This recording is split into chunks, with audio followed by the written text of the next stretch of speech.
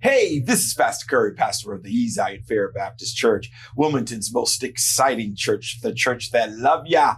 Ain't anything you can do about it.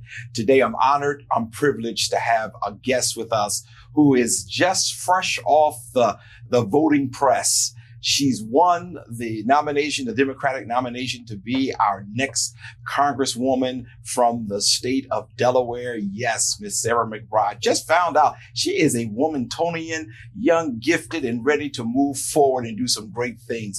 Why don't you call somebody real quickly? Tell them Coffee with Curry is on, and let's get after it. Good morning, Delaware and surrounding areas. You are now tuned in to this week's Coffee with Curry. Join us every Sunday at 11 a.m. with new guests every week. So grab your cup of coffee and join us on Coffee with Curry.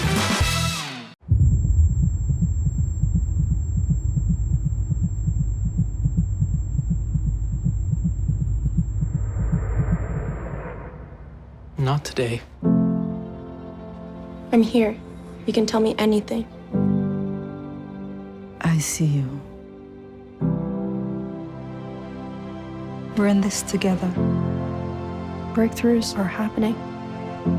Treatments are evolving. The stats can change.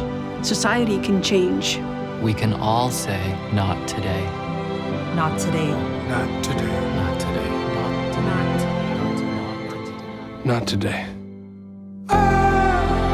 If we're together, bound to be better. When we're together.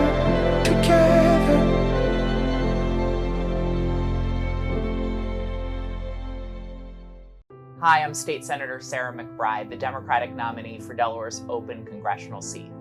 Too many people think government does not respect them.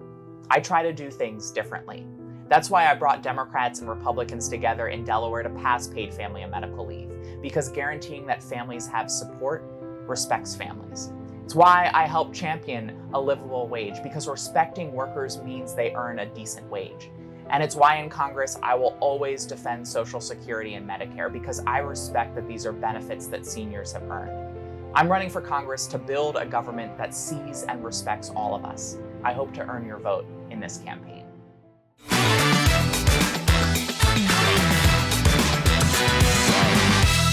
And we're back. Well, it is a privilege and an honor to have you sitting in this humble abode of we call the Coffee with Curry. Welcome. Thank you so much for having me. I'm thrilled to be here. My two favorite things, talking and coffee. So I am excited to join you. And everybody who's watching saying, but he's not giving you any coffee because that's just the hidden joke that we have. But listen, it is just a privilege. I've learned so much. I've taken some time to just look at your background, to see the things that you involved yourself in. But it was a shocker to find out that you are a Wilmingtonian.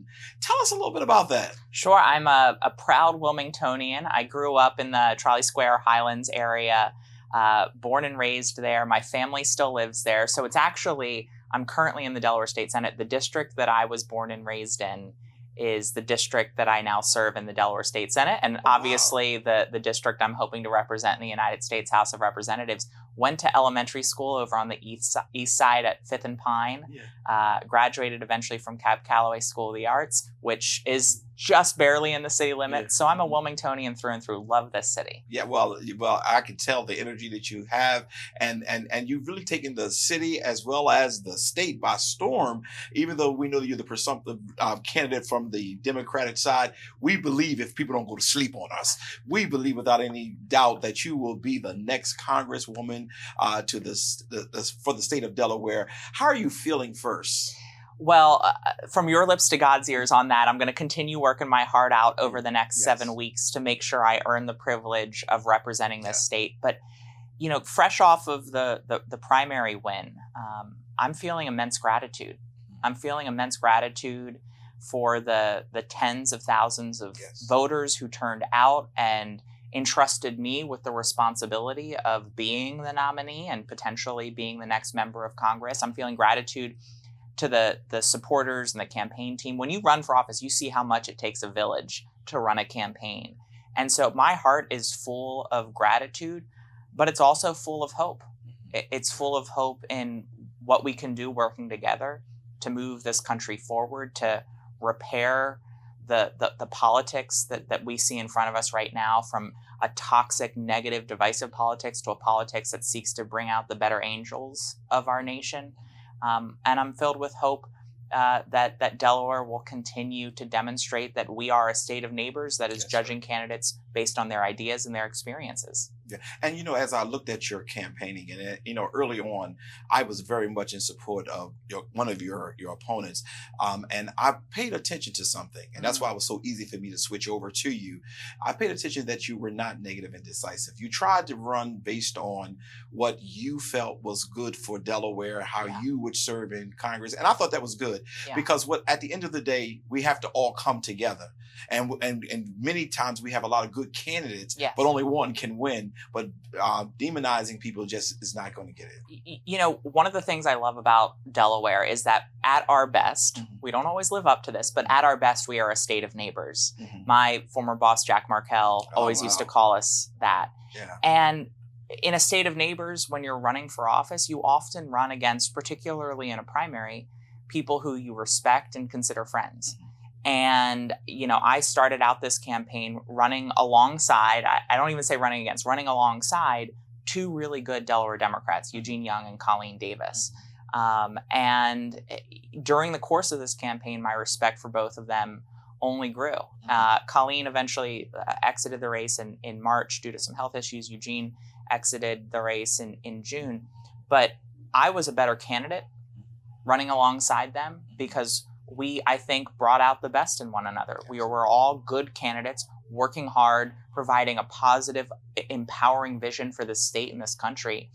And I think the people of the state benefited from that. I benefited from that. And I'm just so grateful that in that campaign, all of us ran issues-focused campaigns, talking about our own positive records and, most importantly, the needs and the hopes of the people that we were seeking to represent.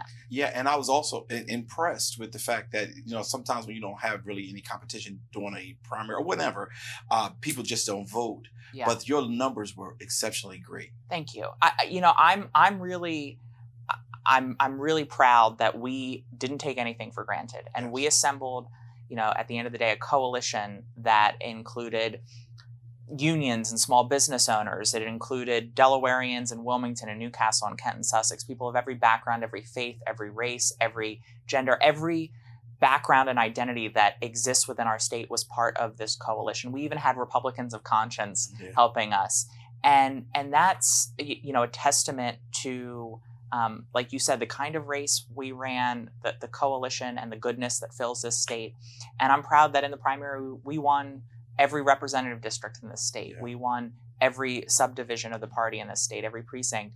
And that's a byproduct of the coalition that we've built and continue to try to grow as we head into the general election. Wow.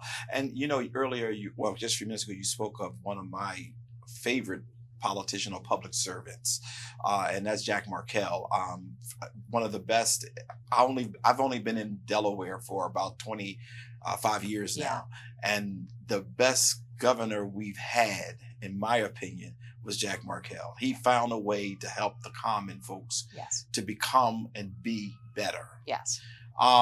What was it that got you interested in politics? So, I got involved at a relatively young age. I had the opportunity to work for Jack Markell when he was running for governor. It was actually the first job that I had in politics, was organizing for his campaign in 2008 when he ran for governor the first time. And I got involved in many ways as a byproduct of my own crisis of hope as a young person. As a young person growing up, I was blessed with an amazing family, loving parents, opportunities that I cherish and value.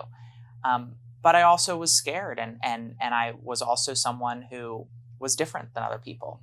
And I worried that the heart of this nation just wasn't big enough to love someone like me. And I worried that our politics wouldn't see a lot of invisible folks in our society. And I went searching for hope. And I found hope in the possibilities that are in our politics, because I saw that the through line of every chapter in our nation's history has been the story of advocates, activists, and a handful of courageous elected officials working together to right the wrongs of our past, to address injustice, to bring people from the shadows and the margins of society into the circle of opportunity.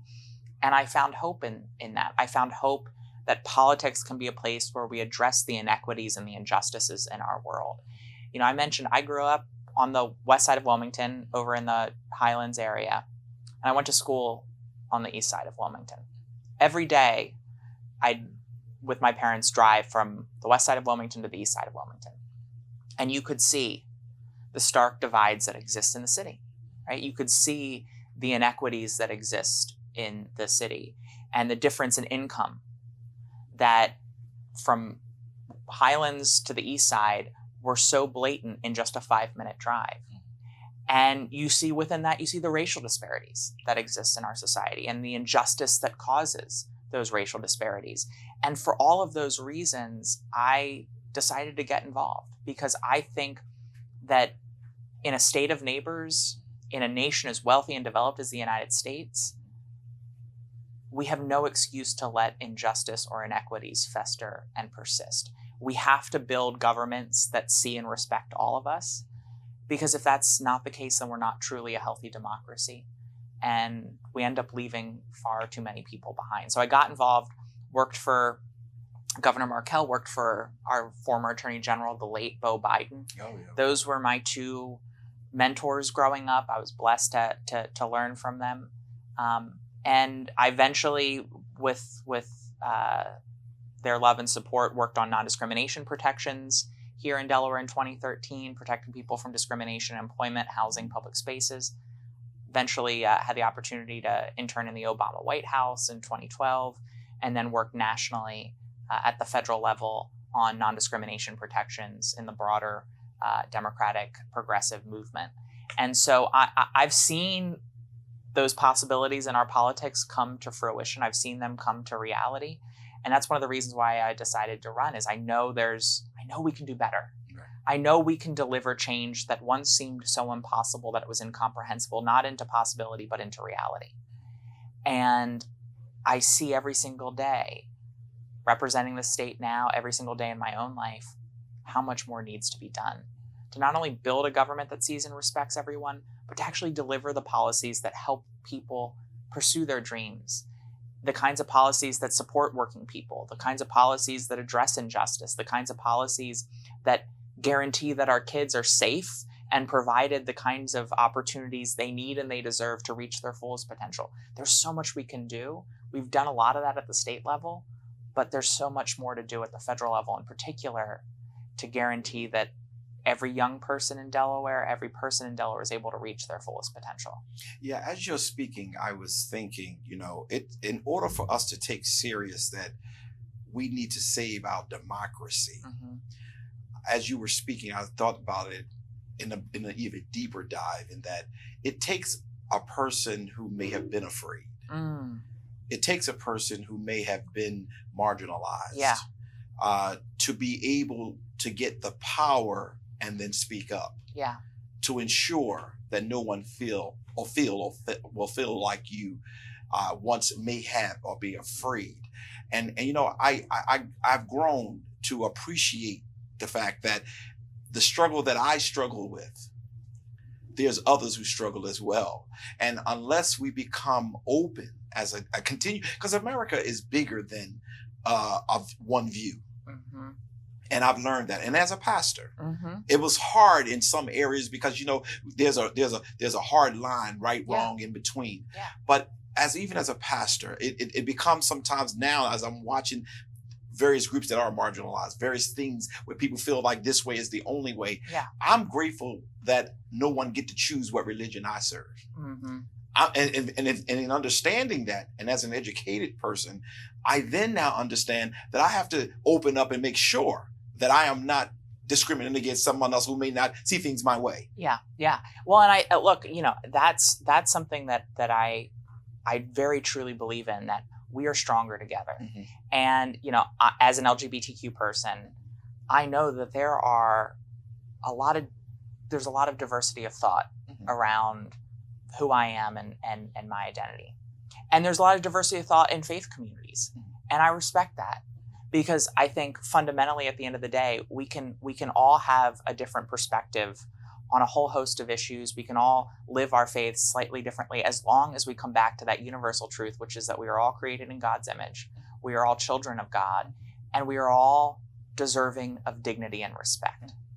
And we might not, and we don't have to understand one another fully to see one another, to fight for one another, to deliver for one another. And that's been the hallmark of my career. And, you know, as much as being LGBTQ was at the core of why I felt alone and scared, it's not the reason why I decided to run for office. I got involved in politics in part because of that, but the reason why I decided to run for office in Delaware in the states for the state Senate in 2019 to represent the district I was born and raised in is not because of any identity background I have. It was because of my own experience as a caregiver to the person who would become my husband, Andy, during his battle with cancer. And we met one another when I was working in the Obama White House and fell in love quickly. He was the kindest, smartest, goofiest person that I had ever met. He was an attorney working to advance access to healthcare in our country. And about a year and a half into our relationship, he was diagnosed with oral cancer. And I became his caregiver. From the first moments after he was diagnosed with cancer, both of us knew how lucky we were. We knew how lucky he was to have health insurance that would allow him to get care that would hopefully save his life. And we both knew how lucky we were to have flexibility with our jobs that allowed him to focus on the full-time job of getting care and me to focus on the full-time job of being there to care for him, to suction his tracheostomy tube, to tend to his wounds, to be there to just support and love him through a really, really scary moment in his own life. And then eventually, unfortunately, his cancer spread to his lungs and it became terminal. We got married. And then 4 days after that, he passed away. And throughout that entire experience, up until his last breath, he knew how lucky he was. He knew how lucky he was to have that time and that ability to get care. And I decided to run for office because I do not believe that in the wealthiest, most developed nation on earth, that time and that ability to get care should be a matter of luck. I believe it should be the law of the land. Absolutely. And I believe that there's so much more we can do to provide people with support through the inevitable hardships of life, whether it's the challenging joys of welcoming a child into your family or the abject terror of a serious illness. And there's so much more we can do. But the other thing that you realize in moments like that is all of our differences wash away. And love overtakes. And grace overtakes. And for me, one of the overarching lessons from that moment, yes, was the need to make sure everyone has health insurance and paid family and medical leave, but also this recognition that all of us are children of God granted one precious life. And we have a moral responsibility to one another to do all we can as quickly as we can. And change always takes time, but to do all we can as quickly as we can to make sure that every person can live that one life that God has given us to the fullest. Yeah. And it propelled me into running for the state Senate. It propelled me into the work that I did into the state Senate, and it's propelled me into this race as well. Wow. You know, it's really interesting as I'm sitting here listening to State Representative McBride, which is really Congresswoman McBride. I'm saying, what in the world would push her to go to that fested cesspool place called Washington? Stay tuned. We'll be right back.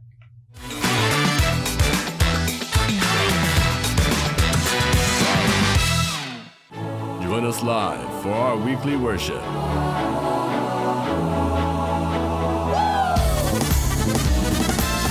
every Sunday at 9 a.m. on Facebook and YouTube.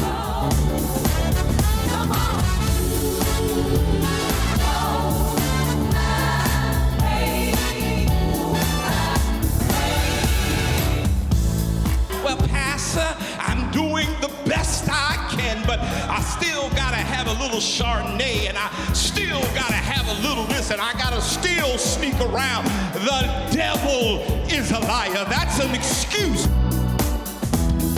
Wilmington's most exciting church.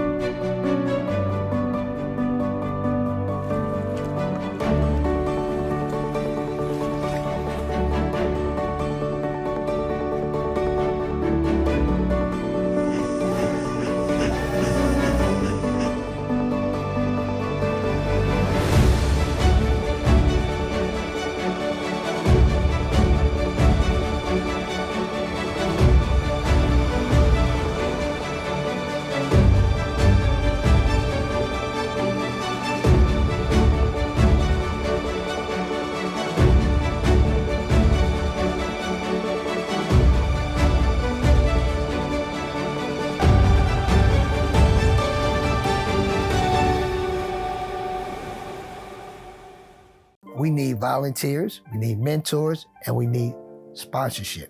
So please think about donating to Duffy Soap. Go on our website, duffysoapinc.org, and donate that way.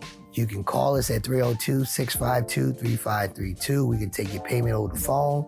You can mail us a check at 100 West 10th Street, Suite number 9, Wilmington, Delaware, 19801. Also, you can donate your time. If you don't have money, donate your time. You know, come help us with the garden. You know, help us mentor or help be a tutor, things like that. So please think about donating to Duffy Soap.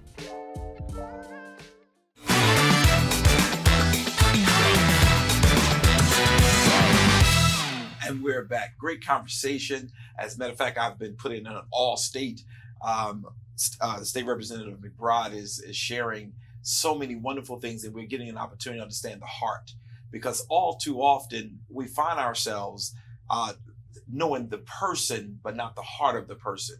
And with the big heart that you have, that's why before the break, like you're going down to a cesspool. It's like going into the sewer with all of this wonderful love and heart that you have for the people. Why Congress at this time? You did a great job in the state, but why Congress? Well, that's part of the reason why, because you're absolutely right. Congress is a mess. Yeah. It is a cesspool. It is a dumpster fire. Yeah. But at a certain point, we've got to run into the fire. Okay. And I truly believe that we have to send people to Washington who know how to make government work. Because right now, we've got a lot of people who want to play politician. A lot of people who want to get their names in the news, get their faces on TV, but don't actually want to deliver for people. They want to hold a title and a position of power, but they don't actually want to use it. And that's one of the reasons why Congress is such a mess. And so for me, one of the reasons why I decided to run for this seat when our Congresswoman decided to run for the U.S. Senate, one of the reasons why I decided to run for this seat is we need someone to follow her who continues her legacy of building bridges, her legacy of rolling up her sleeves and actually diving into the details and doing the work, her legacy of a big heart and love in a space that's too often devoid of both. And that's exactly what I've done, to your point, here in Delaware, where I've led the charge, the bipartisan charge, to expand access to affordable quality health care here in Delaware as the chair of our Health and Social Services Committee. And just passed with unanimous bipartisan support the largest investment in the Medicaid program in Delaware since Obamacare was passed in 2010. It's why I led the charge and passed paid family and medical leave with bipartisan support, so that Delaware workers in a year from now will have basic financial supports through those inevitable challenges of life, welcoming a child into their family, struggling through a serious illness. Those types of policies, but also that approach of bringing people together to deliver those results, is what we need at the federal level.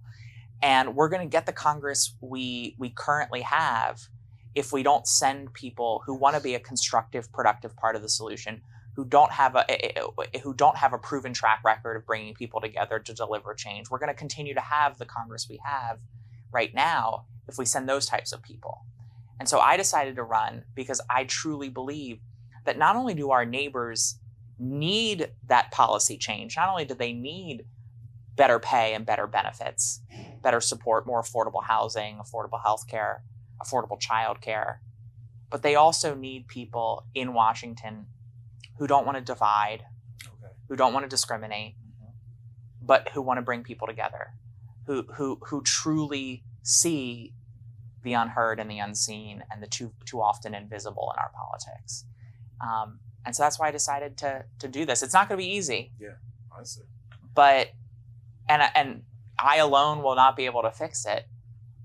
But person by person, representative by representative, if we send the right people to Washington, we can fix it, and we can make government work better for people. Yeah, and I appreciate the tie that you did with Lisa Blunt Rochester, who is a personal friend as well. Yeah. Have you had any conversations with her? Oh, absolutely. And I was proud to have her support in the primary. She endorsed me back in late June. She's friends with both me and Eugene, so she wasn't going to get involved. Absolutely. And then when Eugene decided to exit, she endorsed my campaign. But she's been a friend for years now. I'm close with her and her wonderful sister Marla, who's the real boss. Who is the real boss. And Marla and I have done a lot together around the profession of social work, which she's a member of. But Lisa has been an incredible source of guidance for me. She and I were actually just recently talking about models for freshman members that I should look at as examples of how to enter the House and hit the ground running and be as effective as possible. And so she's been an unbelievable, not only friend, but mentor to me as I hopefully take her seat. Yeah. I've done some research, and I was trying to see whether or not what I thought is true. And that is, I looked at, not talking about congressional, I'm just talking about the Congress by itself. I shouldn't say the federal, but Congress, you will be serving as the youngest Congress woman or man to serve in Congress. And I didn't go all in the 1800s, so I didn't see anything before then. But I'm just about what I've seen in over the last 100 years. How does that feel, being young but yet so seasoned? Well, thank you for that, because one of the things I try to reinforce is that there's a lot of life in my years. Okay. And there's a lot of experience that comes with it. Experience advocating and passing legislation at the federal level, experience in the state legislature, some of which I've already talked about. And I would be, as far as I know, the youngest member of the House from Delaware in decades, if not ever. Joe Biden, as we talked about before we started taping, was 30 when he was sworn into the U.S. Senate. But the youngest at least recent member of the House in Delaware was Tom Carper, who got elected at 35. I'm just a year younger than him. But look, I think that we face big challenges as a country, as a world. Yeah. A lot of those challenges are deepened by the rapidly changing technology that we live with every single day. And I think in order to grapple with a very complicated, ever-changing world, we need people of every background. Absolutely. We need the seasoned, wise, experienced folks who've lived a long life in years. And we need qualified, effective, energetic, and creative young people, right? And when we bring together those different kinds of voices, we're going to be able to figure out not only the solutions of the future, but also the path to deliver them. I've seen it in Delaware, where I'm the baby of the state Senate in Delaware. Marie Pinckney and I are both the same age, but she's 1 month older than me. So we're the two youngest, but I'm the youngest by a month. And I always let her remember that she's older than me, and she always lets me know I'm younger than her. But when we got into the legislature, Marie, Kyle, Evans-Gay, myself, we were of a younger generation. But then we also had amazing, experienced legislators. Dave Sikola, who's been in the legislature since the 1990s, bringing us all together. And we joined the creativity and spirit of the youth with the wisdom and experience of our more seasoned members. And with that, we were able to deliver really transformational change here in Delaware. $15 minimum wage, paid family and medical leave, largest investment in healthcare since the ACA. We were able to pass meaningful gun safety measures. We were able to protect reproductive freedom, expand voting rights, a whole host of long overdue policies that were only possible because we had diversity. Diversity of experience, diversity of thought, and diversity of background. And that's the other thing I'll say, is that not only do we need age diversity, we need diversity of all types. Okay. Because we cannot craft effective solutions for a diverse country if you don't have the full diversity of that country at the table. The old saying is, if you're not at the table, then you're on the menu. and that's true in technology, it's true in business, it's true in politics. We need everyone's talents represented. Yeah. I normally when we start our shows, I always ask about the person. But I was so excited to have you. I thought you were going to run out, so I wanted to hurry and grab some of the most important stuff. But this is important too. If I can just take a turn back to your life, what do you like to do? I mean, what do you like to do? Well, I like to cook. Oh. I'm not great at it, but I like to cook. I find it very meditative. I like things. Me too. Okay. I'm so busy, and I'm always working on really complicated issues that I like things that require just enough effort that they center your mind. And so cooking, taking a nice drive, puzzles, Legos, just things that kind of center your mind, require just enough thought that they have to be present in the moment, but not too much thought that it's exhausting, like it's your day job. I went to Cab Calloway for high school, and we would love to hear that. I loved it, and I majored in film, so I still love art of all kinds, but I still love photography. So a lot of times I'll go out when I have free time and go to beautiful places across the state, take photographs. I wish I could still make movies like I did with my friends when I was a kid, but I love watching a good movie or a good TV show. Do you have any brothers or sisters? I have 2 older brothers. Oh, wow. Okay. So my oldest brother is 10 years older than me, and my other brother is 8 years older than me. One lives up in New York. He's a doctor. And the other lives here in Delaware. He's an attorney. Oh, wow. And you're the politician. Mom and dad? So I always say I lucked out in the parent lottery. My parents are the 2 kindest, most loving, most compassionate people that I've ever met. They're also funny. Our family is very close. Good. And my mother is the convener of the family. She's a former guidance counselor. Okay. And then my dad, like many, and like my brother, is an attorney. But they're just 2 of the best people that I've ever met in my entire life. Lucked out with them. They're they're not just my parents, but they're my rocks, and they're my constituents. Yeah. So I have my 2 most difficult constituents are my parents. Yeah, and you said that you lucked out with them, and let me just be the first to tell you, if others have not, they lucked out with you. Thank you. You have certainly. I'm sitting back smiling because Delaware is getting ready to send to Congress a person who has a heart for people. Out of all that I do in life and all I believe in life is that you got to love people, because the God I serve, that's who he is a God of love.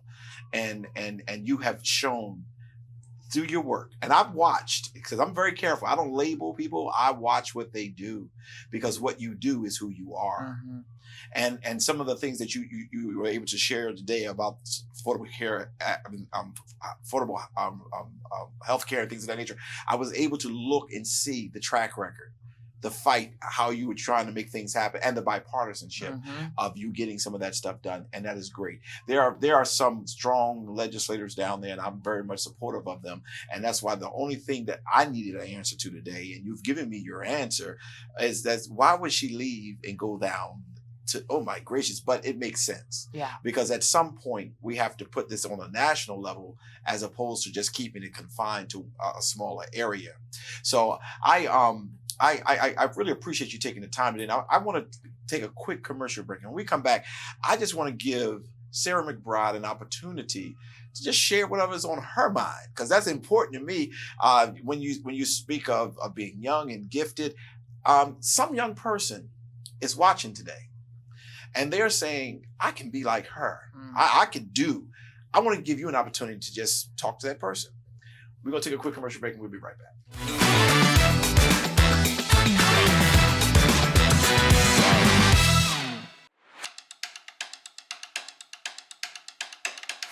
Local news and politics in the city of Wilmington, Delaware.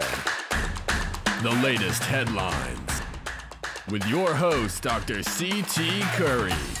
But they get rich, getting new cars, getting new houses, getting new opportunities, but the community is still getting nothing. And co-host Kobe Owens. And from that time, we have slowly seen our democracy become under attack. Weekly episodes. Sundays at 5 p.m. The Source.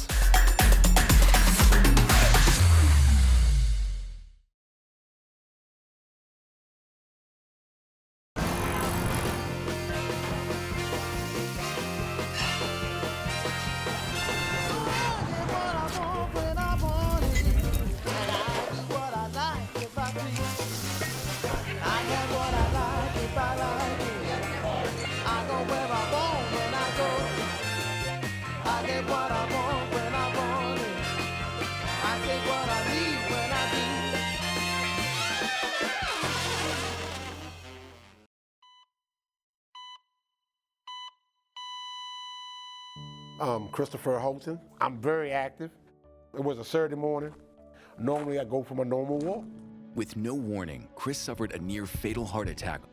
But thankfully, Brian Buckley, a bystander, saw him collapse and rushed to help. He did this big gasp for air and then just stopped. It's like I went into autopilot. It's like all that training I did back in the day around CPR just magically came out of nowhere. Because of the CPR training that Brian received, Chris did make it and didn't die on the trail that day. CPR training provided by the American Heart Association.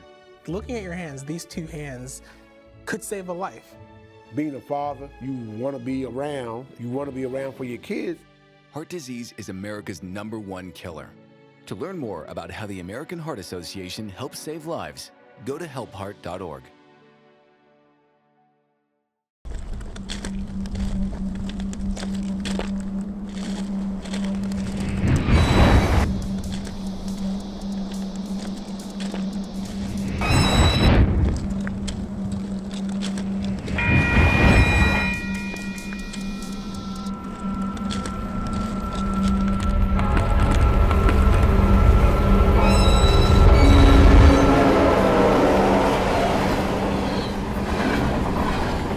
When Roe v. Wade fell, we all got mad. Matt Meyer got to work, helping the First Aid Abortion Fund get up and running so women can get reproductive care here in Delaware. Matt went to work protecting kids from gun violence, too, reducing shootings almost 50%. As Matt's wife, I'm incredibly proud. As an emergency room doctor, I see the difference he's making. Matt will be a great governor because he doesn't just talk, he's walking the walk.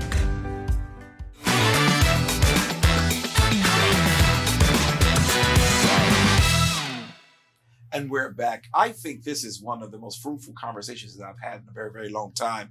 And I'm grateful again that you accepted to come on the Coffee with Curry show. I'm feeling honored because, people of your status, it's kind of difficult. I don't have a relationship with you now. I'm going to have one with you, but I don't where I can just call you and say, come on over.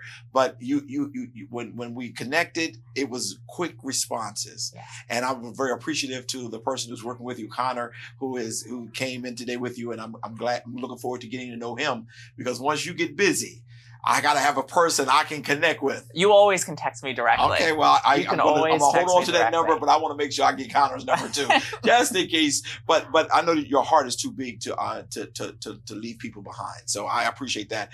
But before we get into you sharing whatever you want to share, I want to take a moment and just ask, questions in the area of what is your plans for the future as you're moving towards getting into Washington and once you're there? Well, first off, I over the next 7 weeks, like I said, I'm going to continue to work my heart out to win this race, to help Delaware Democrats win up and down the ballot, to send Lisa Blunt Rochester to the U.S. Senate, to elect Kamala Harris and Tim Walz to the White House, because I think it's critical that we do our part here in Delaware to elect all of those leaders. Because at the end of the day, if we want to make progress, we first have to send the right people to Washington. But once we get there, it's not about who got the highest votes in an election. It's not about what happened during election season. It's about what we do moving forward. And one of the reasons why I decided to run for this seat, in addition to all the other reasons that I shared with you, is that at the state level, what I've seen is that as much as we can do, we can't fully solve all of the issues that we face as a state without federal action, without federal investment. One of the things I've seen as chair of the health committee is that there's no legal way for us to deliver affordable health care for every person in this state without federal action. And so I am going to go to Congress and stop at nothing to put our nation on a path to achieve universal health care by expanding Medicare, by protecting Medicare, by making sure that Medicare is covering vision, dental, and hearing, to build on the progress of the Affordable Care Act and provide a public option for Delawareans who need more affordable health insurance options. I'm going to fight to deliver affordable health care and affordable child care and affordable housing for every Delaware family through meaningful federal investment. Because the reality is that we've got a lot of people here in Delaware that can't afford childcare if they can even get on a list to get a spot for their kid. We've got a lot of people who can't afford a home because prices are just out of control. And we can't solve either of those issues unless the federal government brings to bear its own resources to help Delaware build out our childcare infrastructure, to help support families who need to pay childcare tuition, or to support the state in helping to build out more affordable housing options. We also know at the federal level that right now, there are politicians who want to gut Social Security and Medicare. They've made it clear in their Project 2025 agenda. And I will tell you, I met my Republican, I don't usually speak negatively at all about my opponents, but my Republican opponent, who seems like a nice man, said at our debate on Thursday that he supported Project 2025. He said it was a plan to restore this republic. And we know what that means. It means banning abortion nationwide. It means gutting Social Security and Medicare. It means defunding public schools and child care. And so I will, in Congress, stop at nothing to defend Social Security and Medicare, to strengthen Social Security and Medicare, not like my opponent wants to defund it.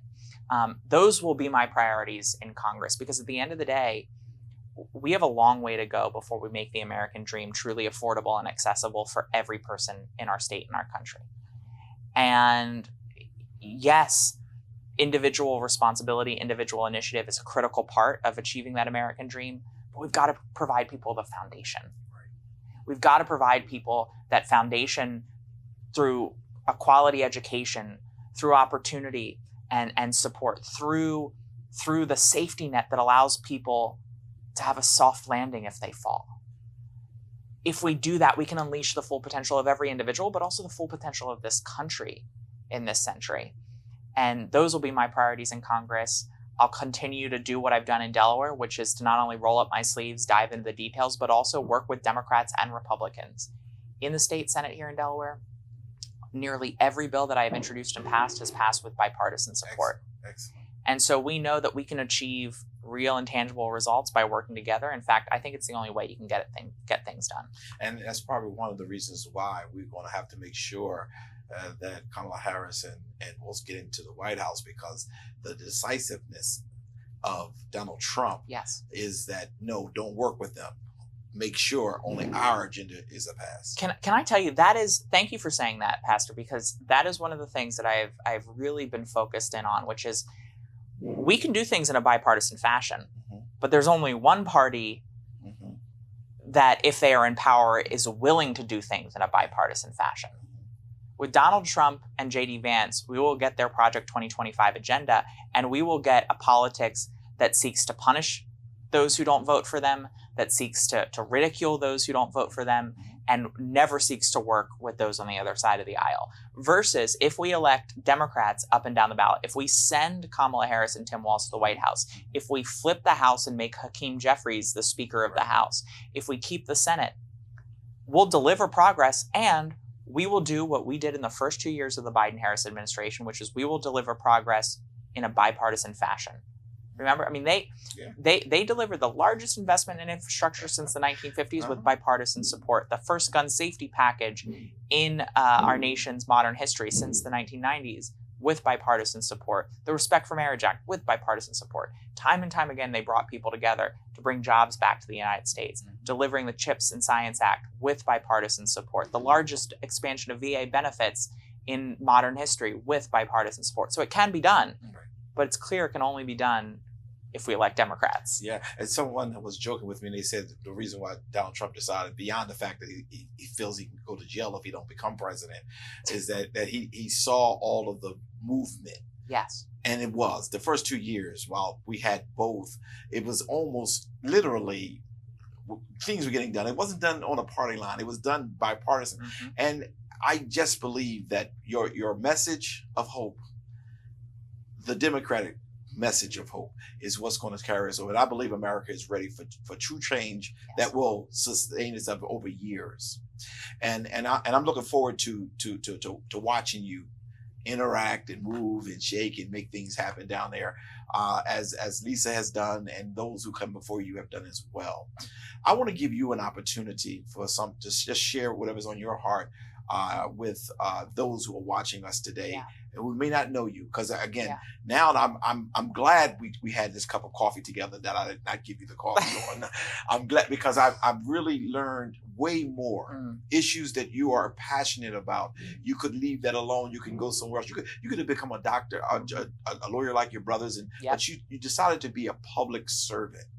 And that was, as you know, I don't want to become biblical right now, but when Esther was appointed to be the queen, it was for a time that would come. And I see that even though 8 and 10 years, your dad and mom didn't have any children, then all of a sudden, here comes Sarah. And Sarah is here, but she's here for a time and a season to do something that others may not have been able to do. And I just want you to know that you're somebody's hero. And I want you to get the opportunity to share whatever you desire. Well, first off, thank you for saying that. As a person of faith, I'm an ordained elder in the Presbyterian Church. I throughout my life, I think there are folks who live their life, and as they face challenges, their faith crumbles. I'm someone who, as I faced these challenges in my life, my faith is strengthened. And I feel that very deeply in this moment, that all of us are here in this moment to do as much good as we can for as many people we can, that we can in as many ways as we can, that we've been called for such a time as this. And, we are in a critical time. And it doesn't just take politicians and pastors, it takes all of us, it takes the people to deliver that real change that you talked about. I think it's so exciting to be in this time because hope and joy are making a comeback in this country. And it is our job as pastors, as politicians, as the public who are feeling that hope and that joy over the next 7 weeks to spread that hope and to spread that joy. And then beyond those 7 weeks, once we actually get there, to deliver the kinds of policies that make that hope and that joy a reality for everyone. And so my message to anyone who's watching is we can't take our foot off the gas pedal, right? We had important primaries earlier this month, but the real race is before us. The real test for us in this moment comes on November 5th. And while Delaware often feels like a reliably blue state, we also can't forget, as Lisa Blunt Rochester always says, Delaware has red parts and it has blue parts. It has urban parts, suburban parts, it has rural parts. It's got parts that'll vote 80 or 90% for Kamala Harris, and it has parts that will vote overwhelmingly for Donald Trump. And so we can't, as she says, rest on Delaware. We can't rest on our laurels. We've got to turn out on November 5th or for early voting before that to send a message that Delaware feels the hope and the joy, but even more importantly, Delaware is ready to deliver that hope and joy for everyone in this state of neighbors and for everyone across this country. And so I implore everyone to make sure that they have a plan to vote, whether that's voting early, starting in late October, or voting at their local polling location on November 5th. We've got to show up. We've got to send a strong message. We've got to elect Kamala Harris and Tim Walz to the White House. We've got to send Lisa to the Senate and keep the Senate in Democratic hands. We've got to win our race so that we flip the House, because there is no House majority without Delaware. And with that, I know my first vote will be electing Hakeem Jeffries as Speaker of the House. It will be the privilege of my life to cast a vote for the first Black Speaker of the United States House of Representatives in history. And I know if we do that, if I'm able to cast that vote and he's able to take that gavel, we'll be able to deliver affordable, quality health care for every person, affordable housing and childcare for every family, gun safety measures that protects our community from guns, from handguns and weapons of war crossing state lines into Delaware to commit harm to ourselves and our neighbors. That only happens if we show up. That's right. And so I implore you to show up. And the final thing I'd say to anyone who's watching, who wonders whether they can make it in politics, a young person who's thinking, you know, I want to have an impact in my life. I want to make change. I want to make change in this way and have this impact, but I'm not sure politics is for me. I'm not sure. There's not a lot of people like me in politics. Know that the only things that are truly impossible are the things that we don't try. And that you, to your point, Pastor, you have been born in this moment, in this time, to live a life of meaning and greatness. And you might be scared. You might worry. You might think, I've got that voice in the back of my head that says, you're not up to it, or you can't do it. And you might wonder, does that voice in the back of my head, is that a sign? Is that a sign from God that maybe it's not right for me? And just know that those of us who step up to do this, those of us who pursue our passions and our dreams professionally, those of us who run for office, we're not doing it because we don't have that little voice in the back of our head that questions whether we can do it, that questions whether we're up to it. We're doing it in spite of that. Someone once said to me that we talk about people being fearless. And that sends the wrong message, because it sends the message that those of us who step up are doing it because we have no fear. Wow. That fear can exist, but that's where bravery comes in. That's where we have to conquer our own fears and our own insecurities, and know that that voice in the back of your mind is not a message that you can't do this. You can do this. Indeed, you were born for this. Excellent, excellent. Well, with that, you know, in church, we usually give an offering after a great sermon. So how can we donate to your campaign? Well, that's very kind. Folks can visit sarahmcbride.com. That's Sarah with an H, SarahMcbride.com. They can donate. They can sign up to volunteer. They can read more about my background and my policy priorities. And of course, they can make a plan to vote. Excellent. Well, not senator, but that's coming. A congresswoman to be. It was a joy having you with me today. I've learned some things that I did not know. And I think those who are watching us are now going a little bit deeper in to be able to say, you know what, we need people who have a heart after people in order to be politicians, public servants, and so on.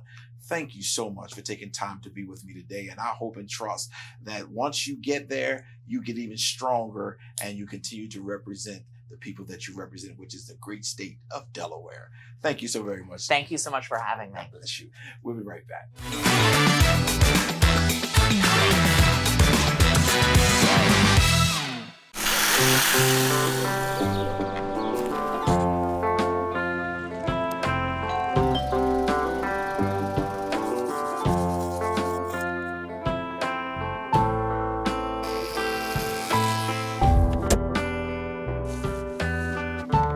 The American Cancer Society's Hope Lodge communities offer a free home away from home, closer to cancer care. People are meant to be together. Donate to help keep it that way. The drive to move forward. For some people, it's a part of who they are. And it's who we are too. For 130 years, Strayer University has been at the forefront of change, with programs that help students get and stay ahead, so you can keep striving.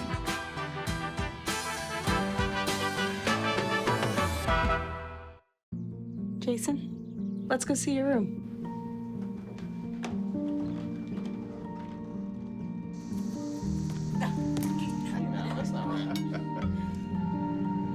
How is it? Is it good?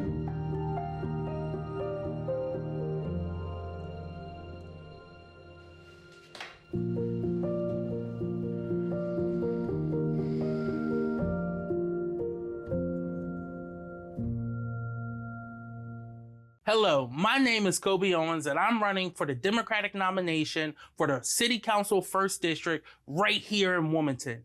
I am running on a platform of addressing our affordable housing crisis, making sure we're helping both homeowners and renters both live in this city, live in safe and affordable housing. I'm running on a platform to address affordable housing, but also looking at quality of life issues, making sure that our street signs are up, our streets are fit, our sidewalks aren't cracked, and making sure our communities are safer for everyone. And lastly, I am running on a sustainable development and economic growth platform, one that makes sure we're investing into our neighborhoods, and our best investment that we can make is investing into our youth, making sure that we are preparing them for our future, and then lastly, expanding senior programming to make sure that they continue to age in place right here in the 1st District, in the city of Wilmington.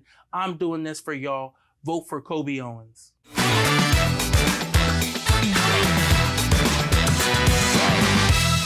And we're back.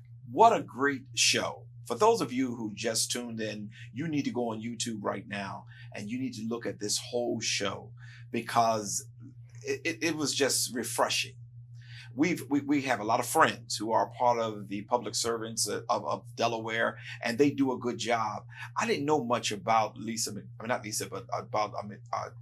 State Representative McBride, other than she was running and some of the basic things. Didn't know she was a Wilmingtonian, didn't know that she had a passion to the level that she had as it relates to the whole person of a person. We often view all politicians the same. We often put people in the same bracket. But it took this interview, not knowing how it would turn out, for me to really be thoroughly convinced that we're sending to Washington a person who has been thoroughly vetted to be able to serve in a time such as this. I'm grateful. I hope you really enjoyed the show today, and I'm looking forward, and I'm going to take her up on a challenge. We're going to call her back once she has won and been down there for a couple of days, a couple of weeks, and she's back in the state. I'm going to bring her back just to see exactly whether or not things have really going to get better or how things are going for her. I'm grateful for her and I'm looking forward to it. And now I'm just going to support her all the way there. And I hope and trust that the Lord will give her favor, which I believe he will. I didn't even know she was an ordained elder, but see, this is what happens when you sit down and have a conversation and not judge a book by its cover, but you really deal with the content of the book. Thank you so very much for taking the time to watch us today. We look forward to the next time. Until then, may the Lord God bless you real good. Thank you for watching this episode of Coffee with Curry. Tune in next week, Sunday at 11 a.m.